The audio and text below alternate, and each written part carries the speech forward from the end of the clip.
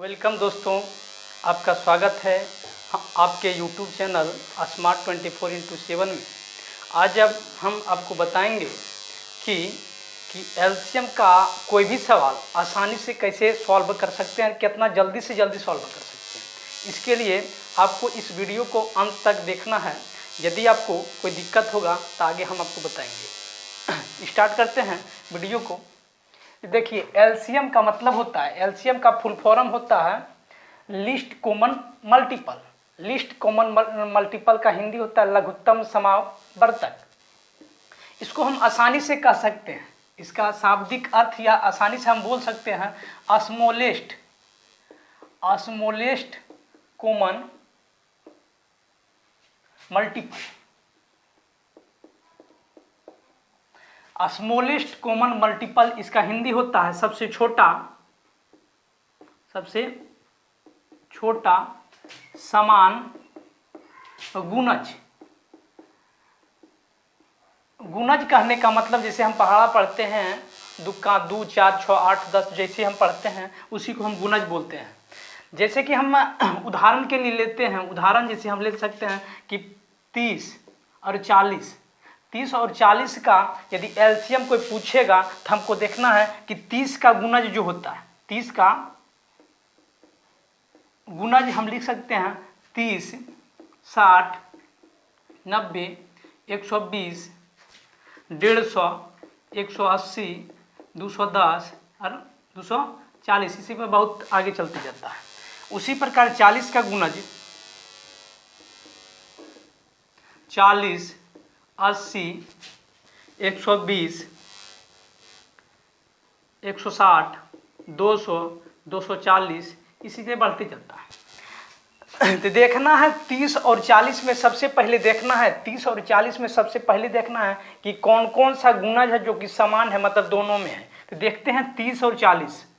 30 और 40 का समान गुणज तो देखते हैं। यहाँ देखते हैं, यहाँ 120 है, यहाँ भी 120, यहाँ भी 240, यहाँ भी 240 और बढ़ते जाता है। जैसे कि लिख सकते हैं यहाँ 120 और 240 और आगे होगा 260, इसे चलते इसमें भी जाता है।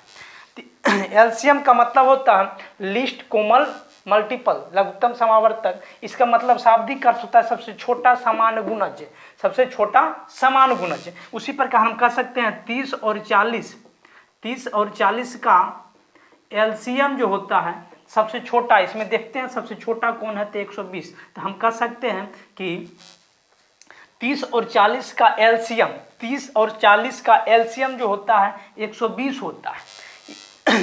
ऐसे हम निकाल सकते हैं। ऐसे तो हम जनरली एलसीएम को 2 तरह के निकाल सकता है, एक भाग विधि, एक गुणनखंड विधि। तो आइए हम उस विधि भी आपको करके दिखाते हैं। तो देखिए, सबसे पहले हम बात करेंगे कि गुणनखंड विधि।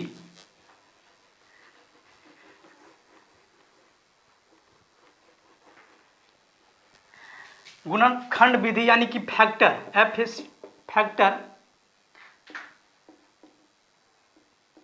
मतलब गुणनखंड विधि।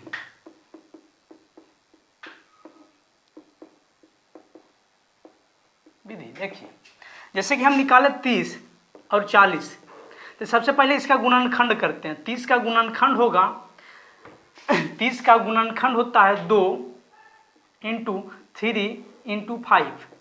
30 का गुणनखंड 2 × 3 × 5। उसी प्रकार हम 40 का गुणनखंड करेंगे तो होगा 2 × 5। तो एलसीएम निकालने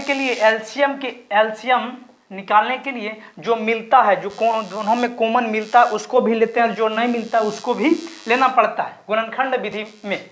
तो देखिए, इसमें 2 मिल गया, 3 मिल गया, तो इसमें लिखेंगे 2 × 5। और इसमें देखिए 3 नहीं मिला तो 3 को भी उठाएंगे, और इसमें देखिए 2 को 2 नहीं मिला, इसको लिखेंगे। इसको गुना करने के बाद 2 × 5 करते हैं 10 या 30, 30 दूनी 60, 60 दूनी 120।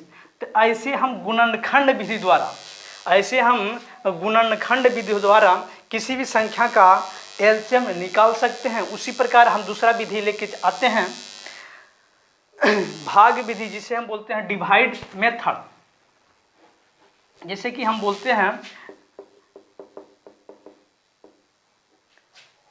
मतलब भाग विधि है ना, भाग विधि में हम 30 और 40 का निकालते हैं, 30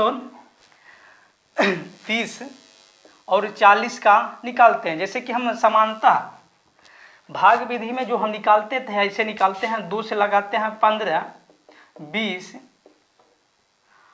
अब ये 5 बार में लगाते हैं तो यहाँ आता है 3 और 4। तो एलसीएम मतलब 30 और 40 का एलसीएम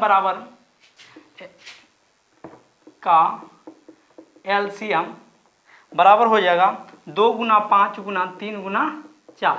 यदि इसको गुना करते हैं तो 120।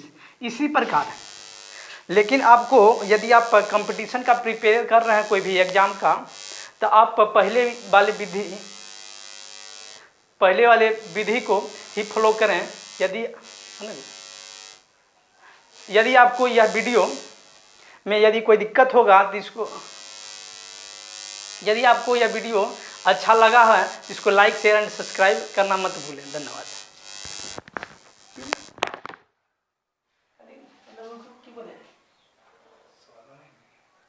ठीक।